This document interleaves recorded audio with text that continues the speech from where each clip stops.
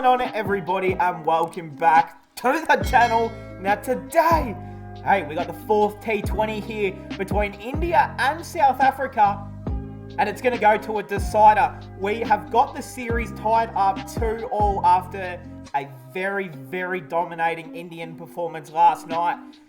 So they're two in a row now. This team has looked a lot better. Again, we're going to state it every time, but obviously India is missing a lot of their starting players. Obviously Rohit, Virat, Bumrah, Shami. Where else would you start except for those four? Rahul as well. Suryakumar Yadav as well. There's a few missing. So for them to be able to, use their almost, second best team and still be able to equal the series up 2-2 is pretty impressive, because I tell you what, if India lost this series 4-1 or 5-0, there would have been a lot of questions being asked. But hey, well played to them. Hey, if you guys are new, subscribe. You like cricket, subscribe. We're going to get straight into it. No messing around here. Player of the match was oh man, the manliest of men. If you looked up the word man in dictionary, you would see this man right here, Dinesh Karthik. 55 off 27 deliveries. He's almost 65 years old, and he's still out there being one of the best finishers in world cricket. Just the comeback of his international career in the last 3, 4, 5 years has been simply incredible. From essentially being drawn out of any international setup ever again, essentially being used as a, number 6, 7 batsman for Kolkata, and then just obviously keeping it. My mic had a little hissy fit right there, but I was speaking about the man of the match, DK, and just how good he was last night. Those last few overs with him and Hardik Pandya, he just assumed full control of that, last couple overs, and completely dominated. It would have been nice to see him stay out there, not out, and finish off with a few more boundaries, but hey, he definitely did his job and got India in a winning position. I tell you what, if South Africa were only chasing 130, they would have taken a lot more comfortable approach to this run chase, and they would have done it pretty easily in the end, I reckon. So DK, he puts on an extra 50 runs at the end, and in my eyes, it probably wins them the game, because they were looking at 120, 130 maximum, and they get to 170. It's a pretty good result at the end of the day. So India were into bat first. Look, the pitch, firstly, I just want to talk about the crowd there last night. It was simply incredible in Rajkot. Wait, is this Rajkot? Oh. Wait, make sure I didn't get... Yeah, okay. I thought I got that wrong. So it's in Rajkot. It is Gujarat's first solar-powered stadium. I didn't know it was solar-powered. I didn't even know a cricket stadium could do that. Interesting. Anyways, yeah, it was good to see the whole thing packed out with fans. The atmosphere was incredible for the entire game. And I tell you what, it's so good to see fans back at the cricket in the home of cricket of India. It's where you get the best atmospheres. It's where you get the most exciting cricket, essentially. So, yeah, it was good to see, wasn't it? It was really, really good to see. All right, into the batting lineup. Gaikwad gone for 5. Unfortunately, just hasn't looked that good, except for that one score of 55 the other game. He actually looked really good. And he's just trying to find that consistency in his game. Look, he's young, so it's okay. Ishan Kishan, 27 off 26 again. Just no one was able to really get going until late in this innings. You definitely would have chosen to bat second, because I thought anything par on this pitch would have been 170, 175 plus, but they actually got pretty lucky to get to 170 in the end, did India, because you look at this top order, and it did completely nothing. Shreyas Iyer just can't play the fastball. I know it's the big question at the moment is, Shreyas Iyer, a lot of people are saying that he is just a big basher of spin, right? But, yeah, I don't know. Look, he's not going to have a spot in the World Cup team, we know that, but I mean, it's a tough one because they've just got so many options for that, number 3, 4, 5, 6 position. It's going to be so tough. I don't even know what they're going to do. Rishabh Pant as well. Rishi. Rishabh, I know you're watching. I know Mitchell Marsh told you to watch the channel. But Rishabh, come on. You were 17 off 23. I understand you were struggling. I understand you're the skipper. I understand that the team was not getting many runs. He was under pressure at the crease. There's no doubt about it that he needed to find any sort of runs or just a boundary to relieve some pressure.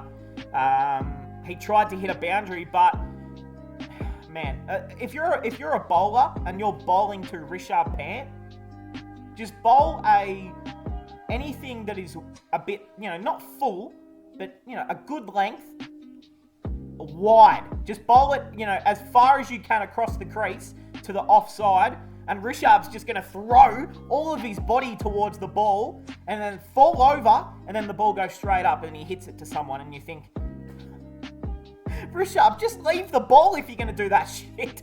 Just leave the ball if that was your plan all along. Rishabh, seriously.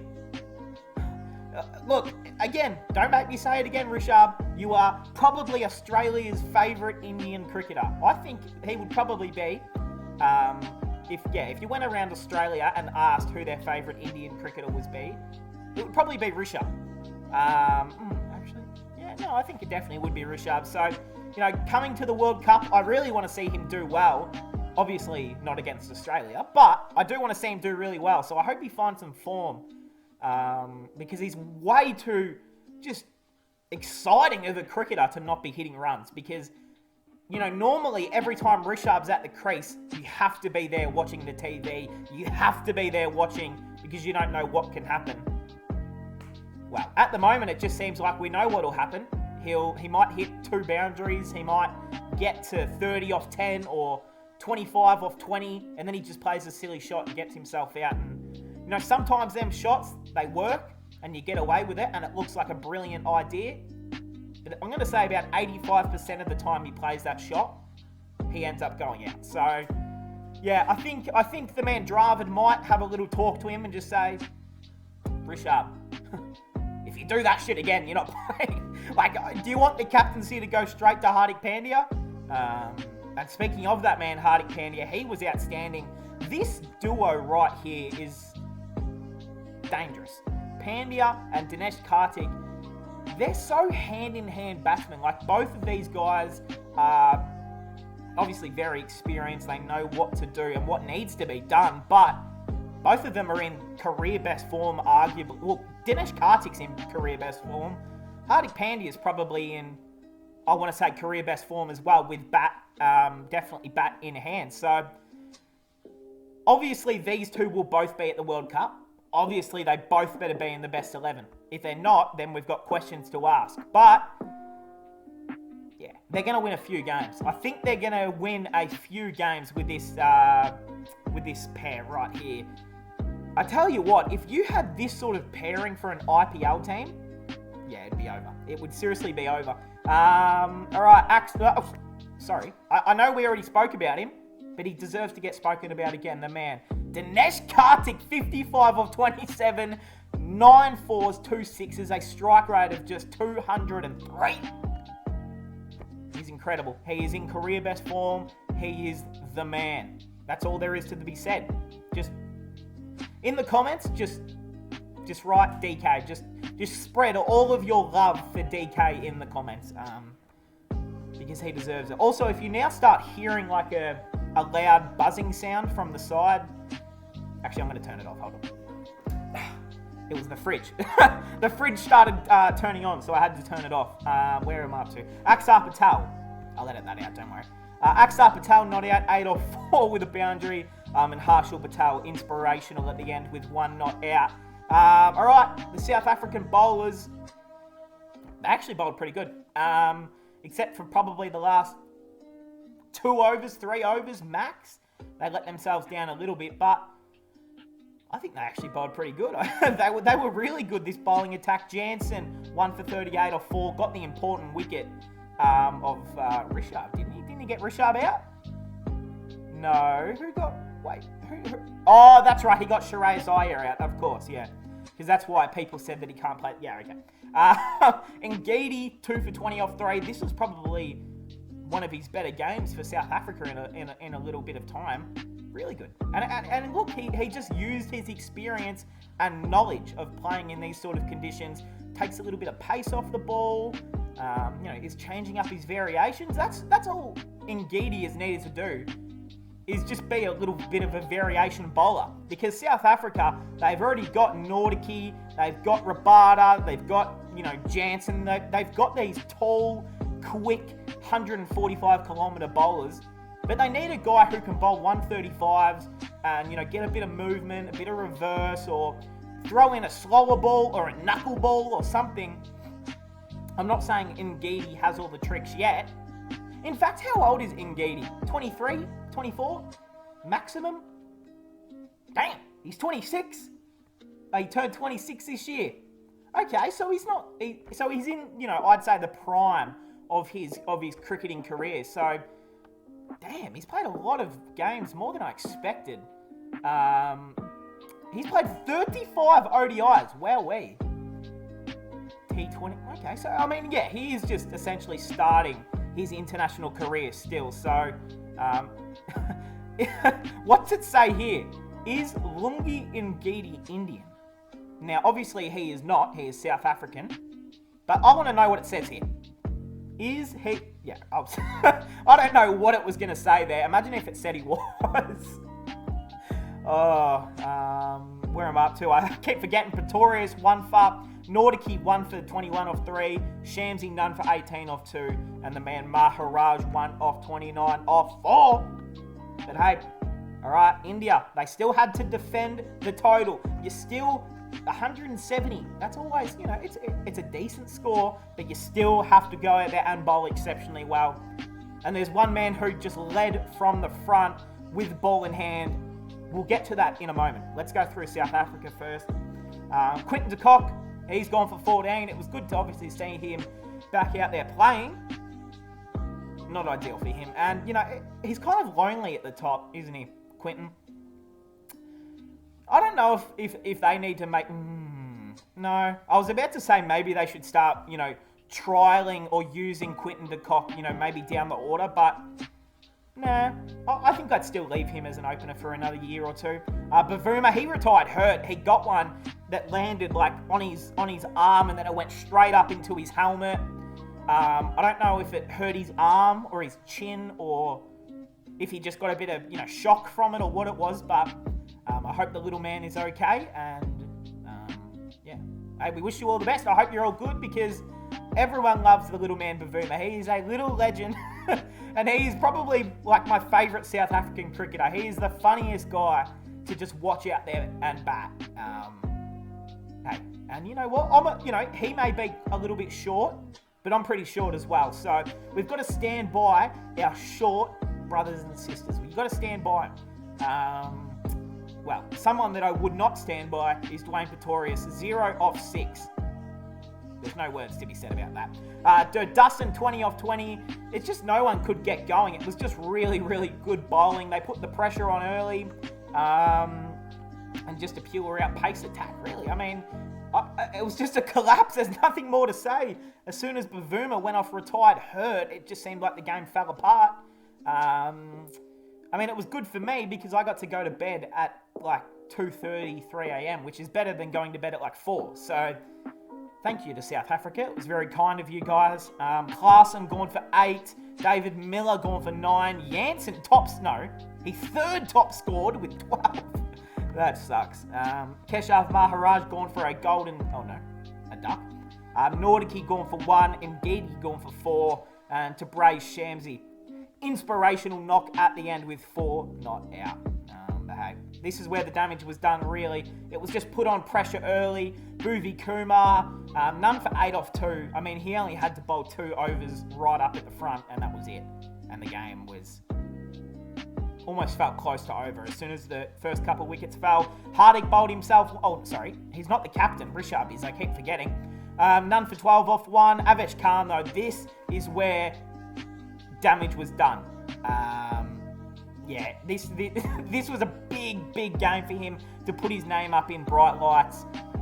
4 for 18 off 4 overs. And it gets you thinking as well. It feels like I say this every time anyone has a good game. But it gets you thinking, does he fit into the World Cup squad? Now, I don't know if he fits into the best team, because I guess it's, you know, do you play the extra pace option in Australia, or, you know, do India stick to their kind of strategy of playing maybe, you know, that extra part-timer in someone like Jade? Like, I don't know. This is the most, like, I have no idea what they're going to do with this 11. Bhuvi Kumar, Shami, Bumrah, I forgot Bumrah, Avesh Khan. Like, you've got all of these guys who I think it'll be between Bhuvaneshwar and Avesh Khan, I think. Although I think Bhuvaneshwar Kumar in Australia would be really good with the sort of bounce and pace that he gets. So it's a big question. It's a big question for them to work out for the selectors. That one, Yuzi Chahal, he was awesome again. 2 for 21 off 4. The man Purple Patel as well. 1 for 3. 1 for 3 off 2 overs. Yeah, ridiculous. And then that man Axar Patel, who has had a pretty quiet series. We haven't seen a lot of him. He hasn't had to do much, to be honest. 1 for 19 off 3.5. So, hey, that's how the match ended. Just really comfortable victory in the end from India. DK is the hero. I mean, I think that's what I'm taking out of this game, is that Dinesh Karthik is a legend. Like, I mean, that's already pretty obvious, but I love him so much. And then obviously purple Avesh Khan puts his name right into the front of the mind of the selectors. So yeah, interested to see what they do there. I think he'll get in the squad. Interesting. I'm very keen to see what they do. The next T20 should be tomorrow. Yep, my beautiful. So the final game will be tomorrow, which will decide the series. India are a 62% chance at winning. Wowee. Okay, I don't think there's anything more for us to really cover. Hey, I hope you guys enjoyed. Let me know your thoughts on the game, and leave a bunch of, you know, comments and positivity for the man DK, because, you know, this is someone who is the age of 85 now, and he is still dominating on the world stage. So, you know, respect. Nothing but just our full respect over here. Hope you all enjoyed, and I'll see everyone in the next one.